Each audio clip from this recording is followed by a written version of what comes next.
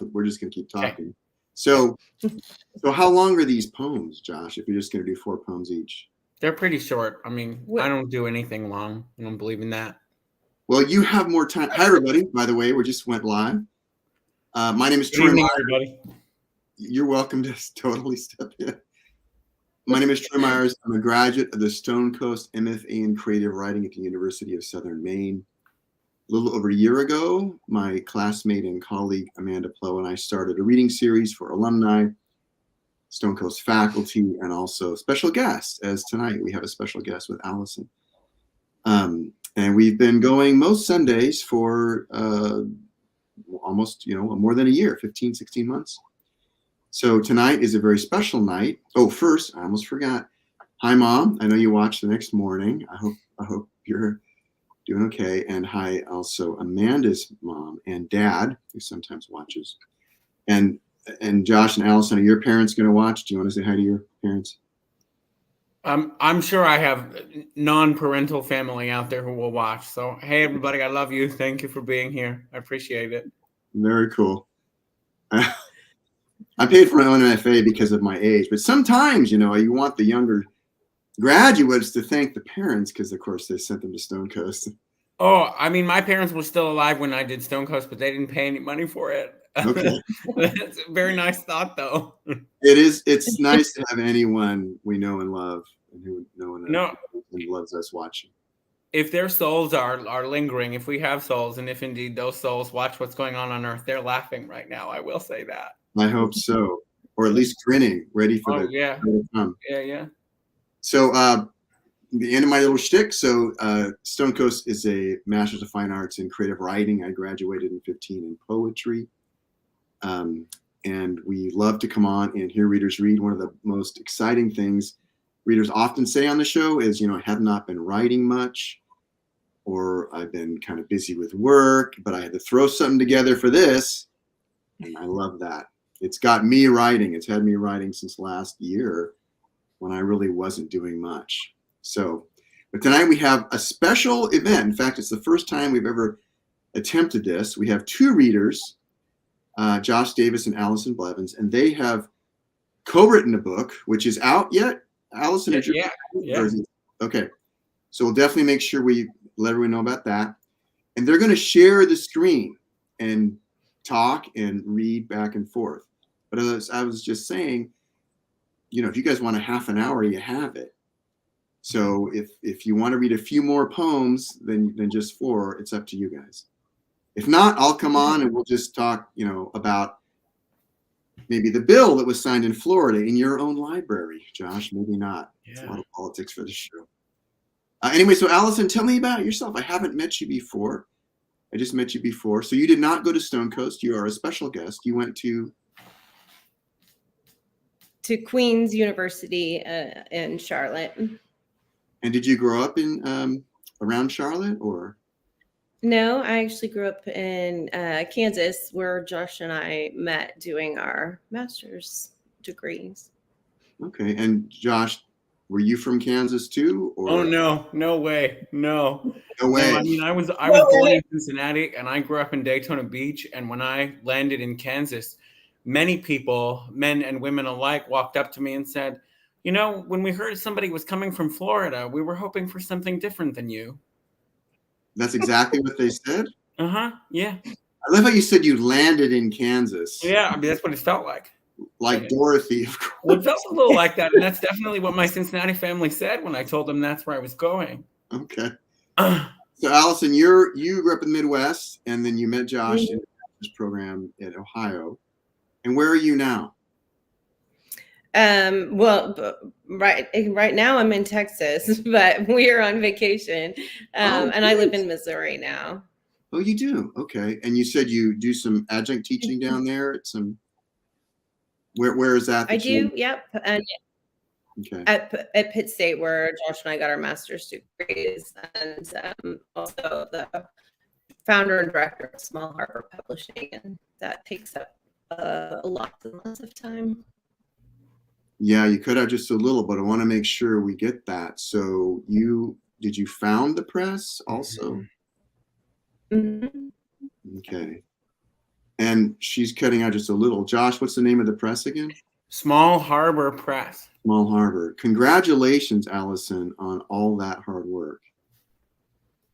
Thank you. Am I still cutting out? Should I try and move elsewhere? We can hear you right now. Your face is breaking up a little. Your image Oh, no. is. Okay. Your image, yes, your imago. I'm robotic. No, it's much better now. It clarified. A little shimmering, yeah, Yeah. but better. So, but if you want to move around during the reading, you're welcome to. It's your time, Okay. right? Well, thank you for coming on. And you both, in addition to running a press and teaching, and Josh, you teaching, you co-wrote a book which is already out. What's the title of that? Yeah, the book is called Chorus for the Kill, and it's available now from Seven Kitchens Press. Chorus for the Kill. What a great title. Yeah, so Allison's the one who entitled the manuscript, so it's important that I say that. Seven Kitchens. Is that what you said? Seven Kitchens Press, exactly. So shout out to our publisher and editor extraordinaire, Ron Mooring. We love you, Ron. Thank you for taking a chance on such a weird little book. We love you too, Ron. Thank you. Or they wouldn't be here, maybe. That's it. No, Yes. that's it. Yeah. And the book wouldn't exist. So, Chorus for the Kill. What a great line. What a great title from Seven Kitchens. Thank you. I'll make sure I get that up on the screen. Thank you so much. Oh yes, and there's one other thing about the book before I cut you guys loose, which is you did not. It wasn't like how I think Wordsworth and Coleridge allegedly wrote lyrical ballads, which is one person wrote a poem, someone else wrote a poem, put it all together. You two shared poems. That's right. How did the creative process work? Allison, you want to take that? Sure. We in a Google Doc, and this book over just a few weeks sort of would go in and out, and one of us would write a title and the other would write some lines, and we'd move stuff around and edit stuff and leave notes for each other. We'll read a few poems from our second book that we finished, not available yet from anywhere. But it definitely took longer. I think life kind of got to us on the second one, but the first one was written very quickly. That is remarkable. It is. Someone else may have done it, but you're the first writers I've heard describe that process, co-writing in Google Docs right after each other, sometimes at the same time, Josh said. Yeah, sometimes we would both be in the doc and the interface or the software, if we're still calling it that. I mean, shows you that both people are present, if virtually, right? There's something really powerful in 21st century about that. And I am not at all a totally 21st century person in that way. I write most things longhand on a legal pad, I mean, this is really not my typical method at all. And I think for me as well. We got just for me as well at the end there, Allison. You cut out again just a second. Shoot, I just said that I write by hand as well, so it was definitely different. Whose idea was it, before I let you read from the book, to co-write a book simultaneously? I think it was probably Allison's. I have no idea. And you're working on the second one. But we're done. It's finished. It's finished. Yeah. Good. Working on a third, actually. Yeah. Yeah. Good. Fantastic. And I think it may be the most painful of the three, which is really saying something, because these are not uplifting little gems. Well, it's poetry. It's often sad. Oh, welcome to National Poetry Month, everyone. I forgot to say. We're kicking off April National Poetry Month with Josh and Allison, two poets. We have some comments in the chats. Karen Trinkle Chandler says, "Hi, Josh." Hey, that's my mother-in-law, the best mother-in-law in the whole world. I love you so much. Thank you. Hello to the mother-in-law. She also says, "Fantastic book." So she's read it. Oh, yeah. So I've been here long enough. You two want to share the screen? It's a first for us here. We're happy to try it. Go ahead and talk, and then when you think you're done, I'll come back. But you have some time. Okay. I look forward to hearing the poems. Thank you both so much. Thank you so much. Hey, how are you, Allison? I'm good. How are you? I'm okay. I really like doing this. This is my third time doing this. Stonehouse Readers. I'm surprised everybody's not sick of me, but I'm really glad to be here with you. It's will you read a poem first, please? sure. And if I cut off, since I'm having internet trouble, so Yeah, you I'll just speak up. I'll say something. take over. Okay. Okay. All right. I thought I'd read Course for the Kill first. Yeah. Yeah, that's Obviously, great. it's the title for the book and the first poem in the book. Course for the Kill. My head bristles with the ache of moonlight, the names of vanished trees we never learned, flies that bejewel some children's eyes. This place wants to kill us. This place wants to kill honeybees, staghorn coral, alligators, marsh rabbits, swallowtails. When we say the poet's husband shot her outside the police station, I mean, I should have been killed at birth. I mean, my country hates women. When I mouth another woman's lips, the timbre of one string plucked and swept from a cavernous hall rises between us. This place wants to kill our surrender. When I trace the geometry of another man's pelvis, we christen a thirst for which this place wants no words. This place longs to slice out our tongues. My father loved men. Men told my father he was beautiful. No one else ever had, not even my mother. My father never touched another man or me. Only my brother can say how it felt. My father's red palm on his face, his back. This is the touch they both know. Our lovers drink, hold us like sacrament in their mouths. Our children know to listen for the rhythm of strangers' feet following too close, have learned to read every face. We teach our children this place will kill us all for living, for breathing the pearled and poisoned air. Mhm.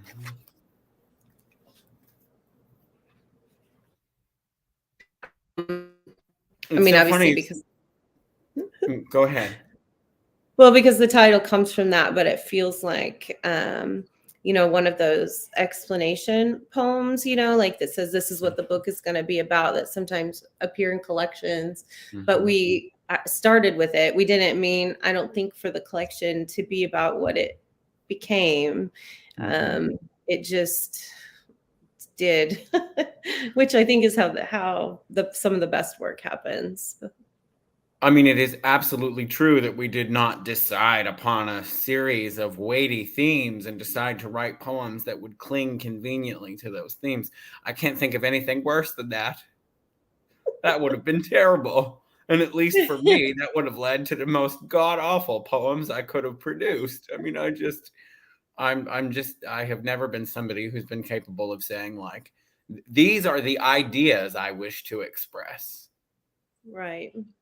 I mean, I wish that I could, and I think there are some people who manage to do that so beautifully, and they truly do produce work that is more than just agitprop or propaganda. But I think that if I try that, I just veer toward cliche, Well, that's probably why we're such good writing partners, because I think I just do, these are the ideas I wish to express, and you do, these are the images I wish to imagine. Yeah, and the sounds, right, and the rhythms I want to play with, and of course, I'm not going to like read without saying the F word. Here are the forms I want to try.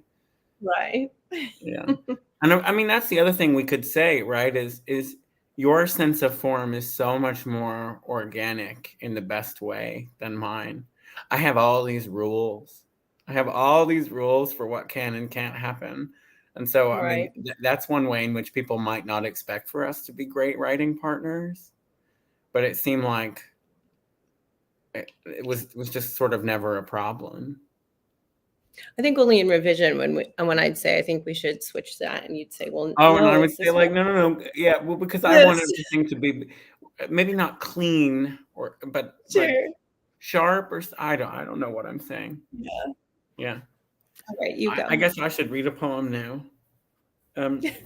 You started toward the beginning of the collection. I'm going to go toward the end and read portrait of our families as a menagerie of animals waiting for an ark. And I have to say, I've not read this one out loud, so I have no idea what my emotional response will be. In the corner, small bundles tangle up in legs and flop. The distance is blue gold, sun melting or rising. No rain, no clouds. Imagine our meadow. Imagine how green something green and growing must look stalking and leafing from the gessoed canvas. Our mothers extend impossible necks, gilded spots. A taloned sibling admonishes from a fat branching limb. Imagine joy, how anticipation, how escape might look on the meadow faces of those pent for slaughter. The children, if they are here at all, blossom redder than blood in a thorned pasture.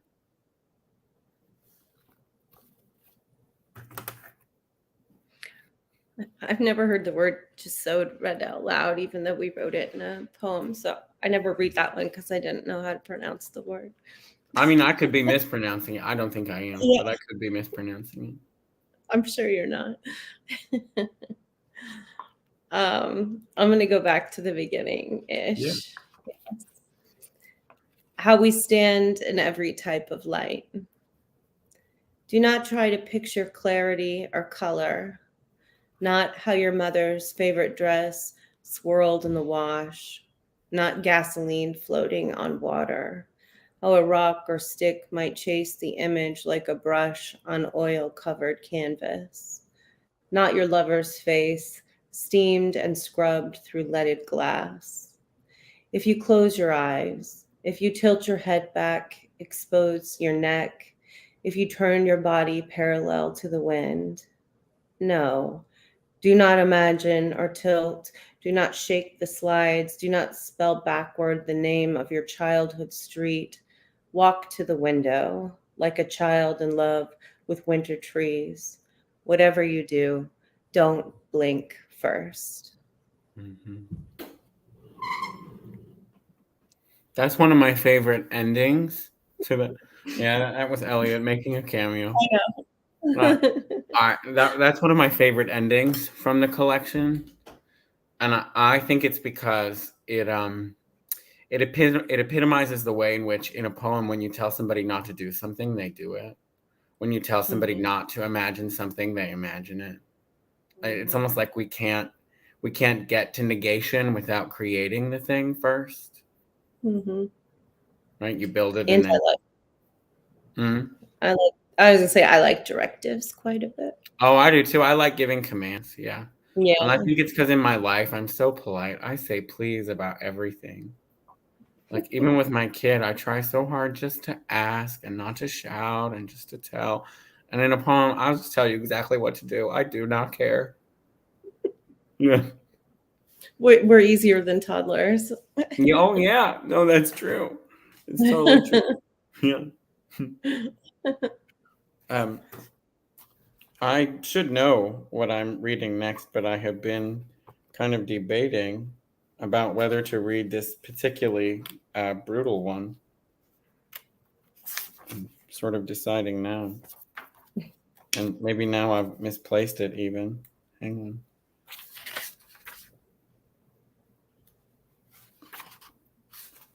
Well, I believe this poem is in here somewhere.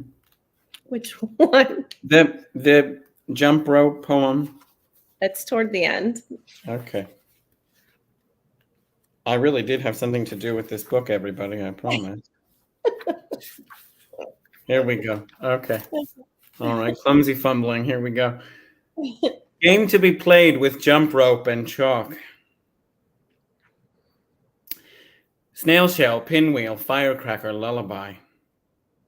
When I was 7, my dad explained he had AIDS. I asked if he would die. Snail shell, spiderweb, bottle chip, tune. When I was 8, he pronounced spinal meningitis. My grandparents whispered. My aunt stared hard. Snail shell, blackbird, firecracker, boom. When I was 7, the man my parents paid to watch me put his hand down my pants. Snail shell, turtle dove, lullaby, loom. When I was 20, I bumped into him in the grocery store, cookies and crackers. Snail shell firecracker, boom, boom. When I was 9, a Drano bomb exploded in our yard. I told you not to tell. I told you not to tell. Snail shell, snail shell, snail shell, boom. When I was 16, I let men explode inside me. Mayhem now blooms, black, red, and swirling from my body. It's interesting when you read that poem, it sounds like you wrote it. And when I read that poem, it sounds like I wrote it. I don't know that they all feel that way. But something about when it feels possessive in your words. Well, I mean, I think part of it is that we may not have decided on weighty themes that we wanted to address, but it does seem like really early on we made this unspoken agreement that we were just going to tell all these secrets in these poems. We were just going to say all these things you're not supposed to say. And the thing is, I'm an incredibly outspoken person. Even so, there are things in these poems I can hardly believe I have put out into the world. And the opposite of that possessive feeling is how I feel, maybe not ashamed, that's a bit much, but like slightly self-conscious about the parts that I know do not come from my life. Right? I love the idea of somebody getting really messed up for 5 minutes, wondering if that happened to me, and they've never known it. Right? They're trying to figure out who's correct anybody, by the way. Yeah. Whose trauma is whose. Right. Well, exactly. Yeah. So the next book, I don't know what you picked. Did you pick a letter to I read did not pick anything yet. I just decided I would wing it a little. We'll see how that works for me. But since you're going first, I figured I'd get away with it. You get away with it. All right. Yeah. Well, so currently the book is titled Fiery Poppies Bruising Their Own Throats. We'll see if it sticks. And a huge part of the poem is that we, write these letters, or of the book, is that we write these letters back and forth to each other, mixed in with poems. And so I'm going to read one of those. Josh, I'm drunk again. Miscarriage. Is that what we should call it? I'm not sure how to even think. I keep imagining Sharon Olds and her drops like paint in the toilet. Something like that. You'd know her exact words. You always know. I laugh quietly, smile silently in crowds when it happens. Your quotations. You say, that's it, right? As if you were unsure. As if any of us might know better. Endearing. Pills too this time. I mean, again. Remember how I spent my 20s trying to die. That want flashes still in tight gold strings from my hair like holiday tinsel. That old question, what if? Imagine it. Here I am, a directive. How the world would wake up again. How mourning and dishes and sweeping and hanging rugs to dry. This child would still be dead in my toilet. A poet friend told me today, I think I love you. I feel the same. I love you too. But here I am anyway. I want to cage grief in my hands with a swoop and clamp. Trap grief glowing in a jar with grass and twigs. I want to wear grief like a dyed electric blue wig. I want grief to rest gently on my shoulder as wings, ready for the melting. Where am I in the middle of this electric, skimming, cold, creped skin wearing grief? Josh, I want to say I am alone with it, but it is so dramatic. I can't manage the drama of alone.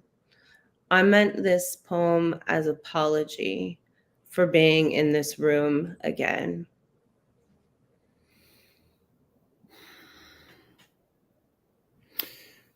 I mean, one of the things that I have always thought is kind of the hallmark of your poetry is just this willingness on your part to just say things, right? Totally plain, totally unvarnished.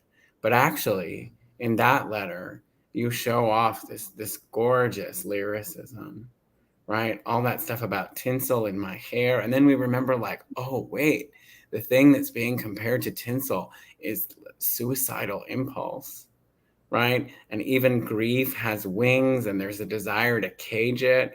And I just have to say that as much as I will always admire your willingness to go straight for the jugular, when you allow yourself those flights of metaphor and image, it just takes my breath away. I think you contributed in that one too. It's possible. I don't know. I don't know. Like, I'm not being coy. The thing is, in case people are actually still listening, I mean, we really are not kind of like meticulously tracking who's doing what. That seems to be one of the cornerstones of what we're doing, is that there's not a whole lot of, like, I don't know. I think something about the fairies in the Walt Disney rendition of Sleeping Beauty where they argue over the color of the dress, right? There's just not a whole lot of that. Like, if Allison says make it blue, then I say, okay, it's blue. I got it. It's blue, you know? Yeah. So, okay, I am indeed going to read one of the letters because I cheated and got my act together while you were reading like a terrible friend and poet. All right. Allison, I almost became someone who, like Mary Oliver, would have been able to distinguish the scratch of katydids from the scratch of cicadas. See? There's the spot. Whenever my phrasing widens like a wing, I know I'm shielding a wound. Yesterday you were bedbound. I imagine minutes clustering around you or falling through you. I also imagine how wrong my visions must be. The lyricism's crass when beauty is a crutch. When beauty is a crutch. But the unstrung harp is the one I want to play.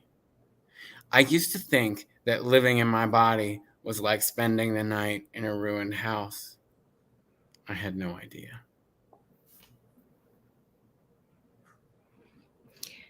I think what I like so much about this collection is that there's a, like a level of intimacy between two poets, two friends, people.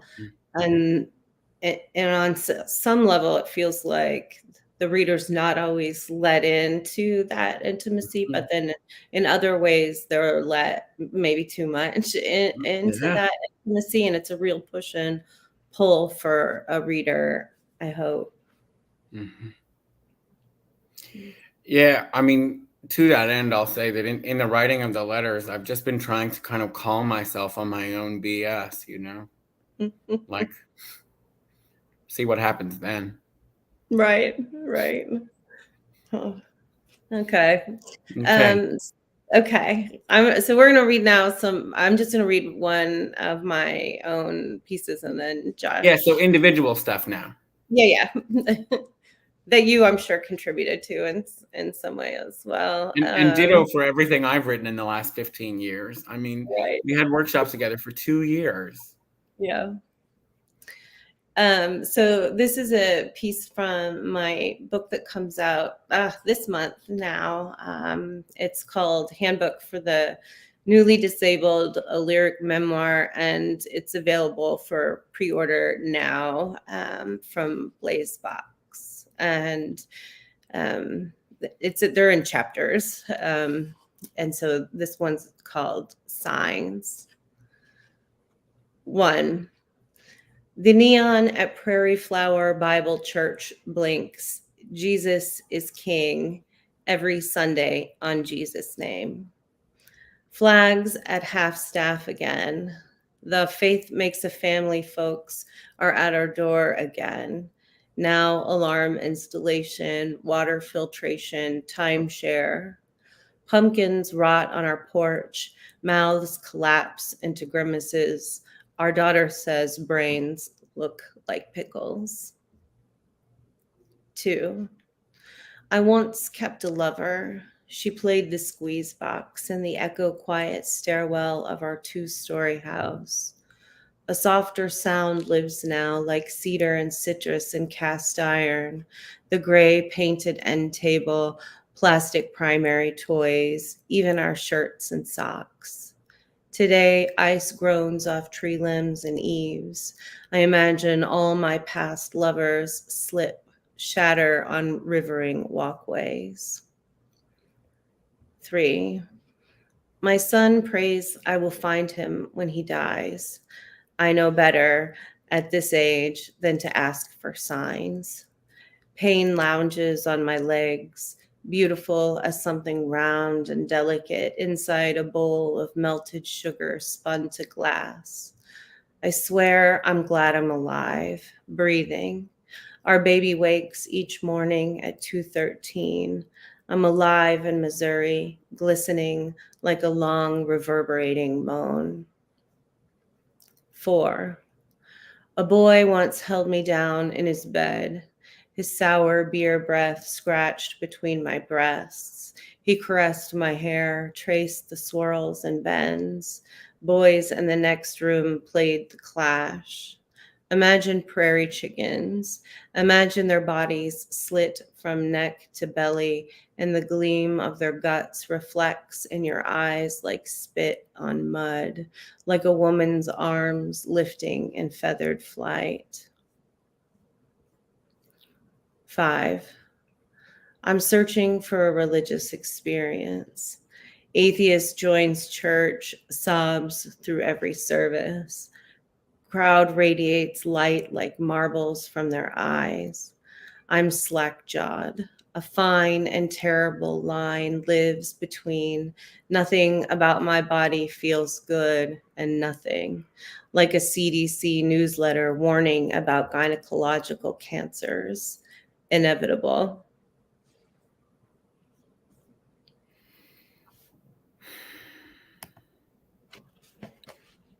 How did you know when you were working on these pieces that you were doing memoir and not poetry? If indeed the difference matters. I didn't know until halfway through. A previous person we published in the magazine started an online journal, and I think it's called, I'm going to say it wrong, it's something like that. Mm-hmm. And it's a specific form. And so I thought, oh, I'll write one and I'll send it. And they very kindly said, you're not doing it right, but this is really good. Try again and we'll look at it. And so I did. I tried again and they were like, nope, still no. But by then I had invented this form. So it's, 5 sections, each one's 5 lines. And I thought I'm really into that. And it felt, how you feel about form, but like a really like it's safe. The best thing. It's the best thing. Yeah. It felt like a really safe space to write a memoir, and easier than writing a whole full pages of prose, and they are in lines, so there's definitely some lineation, but the vast majority of them, you can't totally tell the difference between a poem or prose. So I don't know. I don't know that I even know if it's memoir now, but it's I mean, I do tell all the things you shouldn't tell anyway, but this felt more telling than normal. I mean, look, I think the anxiety about what is prose and what is verse, that's a modern anxiety, Yeah. Like the Beowulf poet did not care. Okay. what was no, I'm just saying, like they did not care what was poetry and what was prose. I just don't believe. And the other thing I'll say is that I'm asking for purely selfish reasons, because I have people who are constantly asking me when I'm writing a memoir. But when I think of something like Mary Carr's Lit, my answer is never. I will never write. I just will not write sentences like that. I don't know Right. if there was a time in my life when I would, but I will not write them now. I can't. Well, this project felt like a good, it got me to the next step, which is now I'm writing a memoir, not in verse, but definitely not a traditional memoir. So I think, you have to you have to test it out a little bit. You have to work your way, right? And it has to be dip your your way. toe in the water. Yeah. Yeah. Yeah. All What do you right. got? What are you reading Well, for us? to that end, I'm going to read something from my forthcoming chapbook called Reversal Spells in Blue and Black, which is supposed to come out July 1st from Seven Kitchens. Just because I like saying the title, I'm going to pull a Kay Ryan and say, let's hear that again. That's Reversal Spells in Blue and Black. To my knowledge, it is not available for pre-order, but I want that to entice people. And actually, I'm probably, expected to read a sapphic or a sonnet or something, but actually I'm going to read a prose poem. And I think the only thing you need to know is that the kind of real life pressure that really is bearing down on this poem is that when my father died, I didn't see his body. And when my mother died, I didn't see her body either. And so I've had to live with this knowledge that I'm supposed to accept that they're both dead, even though I didn't see their remains until they were ashes. So, and this is also a poem in which the first few words of the title swing right into the body of the poem. So because I never saw the body, I tell myself you're out there, escaped. You headed farther south in secret. Orange light rolled in window squares across your thighs. The bus smelled like cherry cough syrup. When you got to Key West, you threw your tortured shoes into the ocean and watched them ride the surf. Now you sit with a man 20 years your junior. His hair is darker than my mother's. His voice is full of birds. He remembers how you like 3 paper parasols in your drink and 1 cherry, skewered by a pink plastic saber. When someone asks whether you ever wanted kids, you say no. In case you're missing me, in case you read this, I have a son, have you heard? I'll warn you. Stay tanned and ageless and sparkling on your island. Console yourself with melted wax sunsets, with coconut shrimp, with the glittering chatter of your fellow exiles. Stay away. If I see you again, I'll kill you myself.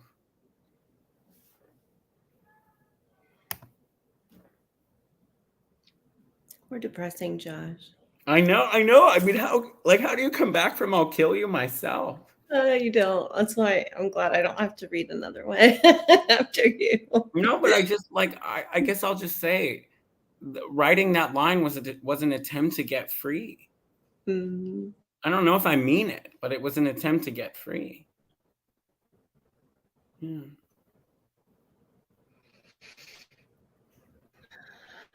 Troy, if you're there, you can come back now. Hey, thanks, Josh. Yeah. Or we just keep talking. Yeah. Well, I said I was waiting for my cue. Karen Trinkle Chandler. I was thinking about how, in the letters, how interesting it is that, a lot of times they would mirror our real life conversations. Yeah. So that, like that became, because we do usually write by hand, so that our conversations that we would have like as humans, not as writers, would be like the writing it by hand. And then when I would type it, that was, it was like the process sort of mirrored my own writing process, but virtually. Yeah, and in the case of the last few letters, I actually did write them by hand in a new notebook before I typed them. It's interesting. So thank you both for sharing all that you did. I also, as a poet, wonder, what's the confessional line, right? Like how much to share, when to share, personal stuff. But for the stuff that you read tonight, my favorite poems were the most personal. And I love the letters. The letter to Josh was amazing. Yeah, it's really good. And then your letter back to Allison, amazing. Thank you. I mean, who Ted Kuzer and Jim Harrison wrote the postcard poems, right, to each other. Oh yeah. Publishes it a book, but that, great poems, right? But not that level of intimacy. I know, I don't want to say anything about Ted's still alive and he's a great poet, but no, of course, but they're not brutal. I mean, no, they're not that. They're not like that. And brutal is a great word for that, for those poems. That line you commented on it, Josh. I don't know who wrote it. I think Allison read it. Tight gold strings. Yeah, that's Allison, 100%. I had nothing to do with that gorgeous thing. That's Allison. That, those feelings, suicidal feelings, are so common. And only a few poets, well, of course, like Plath and Sexton, really hit it well. Could write so well about that deep, convoluted part of human experience. But you did a fantastic job in that poem. Thank you so much for sharing that. I have all these lines right now that I liked. Like a woman's arms lifted in feathered flight. Just beautiful stuff from both of you. Whose trauma is whose, Josh? Because you co-wrote the poems, you said you don't always know, right? You don't associate. You don't put a name again at the end of any of the poems, do you? Like no. So you share these experiences, and then the reader doesn't know whether it happened to one of you, both of you. I love the concept. Yeah. I love the concept. I think at first too, we sort of struggled with when to say we or I or he or she. And after a lot of thinking through the process, we did intentionally muddle the water, muddy the water so that it did become harder, I think, for folks to really pinpoint, because that was ultimately the goal. And so, I think readers might attribute some feeling or event or something to one or the other of us when it really, isn't. And I think a lot of times it became, I don't know, like mixed up. Yeah. I don't know what it is, but they became mushed and became something else entirely in the writing process. And I really did enjoy that we, like, our collective traumas came together and became some new and interesting trauma that did and didn't happen. Yeah, I mean, in some ways, I almost feel like I have too much to say about this topic, because it would be so facile of me to say, oh, we wrote this book together and now we've written two. And actually, I've learned that there are places where what has hurt you and what has hurt me meet in ways that I never knew before. But as facile as it is, I think it might actually be true. And I wonder if it's true, and you don't have to agree with me. You can 100% say, like, no, my hurts are my own. But if it's true, I wonder if part of it's just because we have both led these lives in which we have loved whomever we wanted, whenever we wanted, in the wrong ways, at the wrong times. And people have a lot to say about that. And people are really unkind about that. Mm-hmm. Wow. How unkind, Josh? Because a lot of people love the wrong people. I mean, look, I'm somebody who, at least in this body, has always walked with a limp. And I had an experience once when a future televangelist kind of boy walked up to me and pointed at my foot and said, "That's your punishment." Wow. I thought he was going to try to heal you, which would have been better. Oh, Bless If it him. had worked. Yeah, could have tried. Work, Definitely would like have been sort of Ellen appreciated. bursting in Resurrection. That would have been wonderful. You're That's laughing because I managed to get Ellen Burstyn in here. I know. Yeah. Well, if you read the Gospels, I think it's in Luke that Jesus actually counteracts that. It's one of the. I know. Yeah. It's amazing how they forget about Christ. It's really something. Yeah, it is funny sometimes. I haven't seen you laugh like that in a while, Allison. That's good. I must have done good.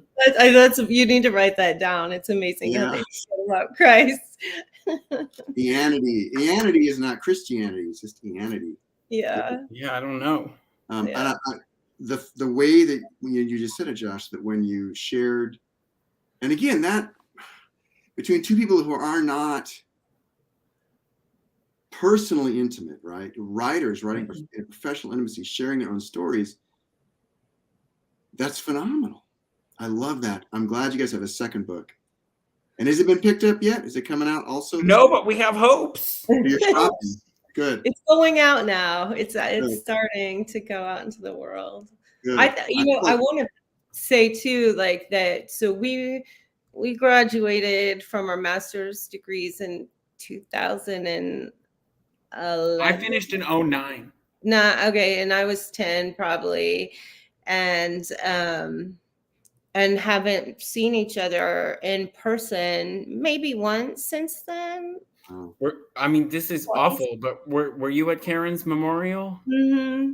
So I think that might be the last time. And very briefly, and have just kept in touch, kept a relationship, and have been, looking at each other's work, and then, we just said let's be writing partners, let's do this thing, and it obviously made our friendship much deeper, much more intimate too, because you can't like write about these things without then talking about them too. But I think it's fascinating that in such a long time we haven't been in physical proximity with each other, and it just speaks to how much I think where we're writing from similar places, like similar traumas, and for both of us to be disabled, and both of us to be, especially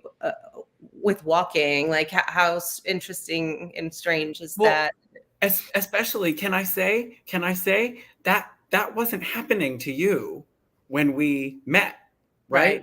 And so we never could have known that coincidence, which seems like a stupid word, and I don't like stupid words, but we never could have known that correspondence would come to be. I like correspondence a little better.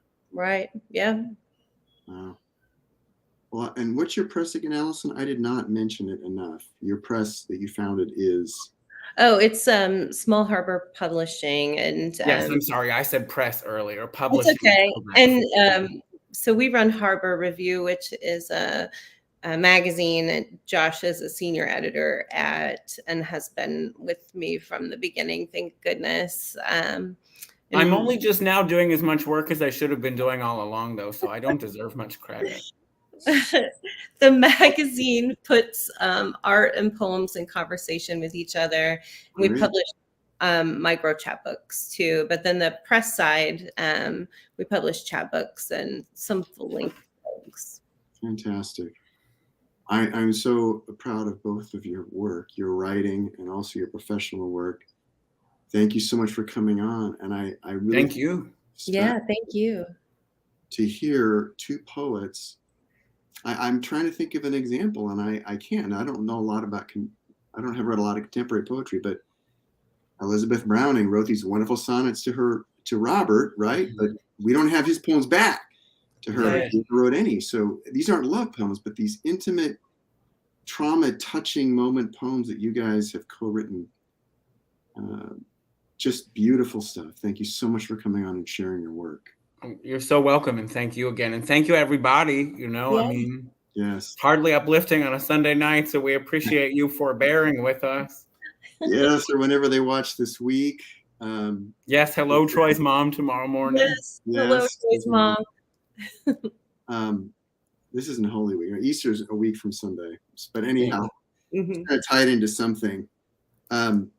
Truly honored to have you both. And when that second book comes out, or 6 months down the road, you want to come back and share some more of your work, I'd love to hear it. Those letters back and forth, I think you got something going there. And that 5 line by 5 form, I was going to ask you, Allison, is that a set line length, or it's just 5 lines and Just 5 lines? Yeah, they vary a little bit, and so that one comes out on the 15th from Blaze Box, and you can find the pre-order links on my website. And that was? It's called Handbook for the Newly Disabled. That one. Yeah. Mm-hmm. So much. Thank you both. We'll have you back again. Everyone have a wonderful week. Thank you so much. We are back next week, and I actually took the time to check. We are back next week with Catherine Palmer, Jillian Hansen, and Julie Brown. And I think that next week Shannon will be hosting, which is super exciting. We have readers the rest of the month. Natalie Harris Spencer's coming back. Talia Rose and Kindred, another special guest, reading poetry for Poetry Month. And then all the way through May 1st, we have a full slate. So, and we're taking after May 1st, is the one thing I forgot to say. If you are a Stonecoast alumnus, faculty member, friend of the program, or want to be a special guest, reach out to myself, or Amanda Pleau, or Shannon Bowring. Our email is stonehousereaders@gmail.com. And Stonehouse Readers is our Facebook page. You can direct message us there. We're always looking for readers to come on the show and read for us. It's been a beautiful night. Thank you both so much. Have a great week. We'll see you both again. Bye, everybody. Thank you. Bye-bye.